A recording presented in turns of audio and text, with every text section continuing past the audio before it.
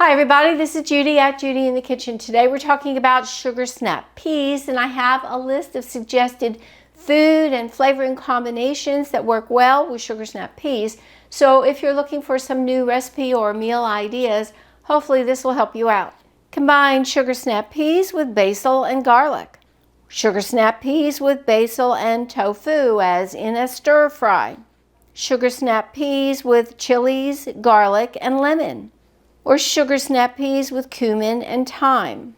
How about sugar snap peas with dill and olive oil and scallions? Or sugar snap peas with garlic and lemon zest with pasta?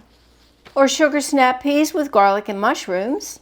Sugar snap peas with garlic and pine nuts? Or sugar snap peas with ginger and sesame oil? Or sugar snap peas with lemon and mint? Sugar snap peas with mushrooms and pasta?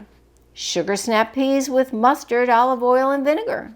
Sugar snap peas with peanut sauce and soy sauce with noodles or pasta. Or sugar snap peas with sesame oil and sesame seeds.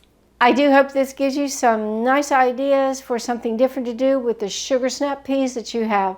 Take care and bye for now.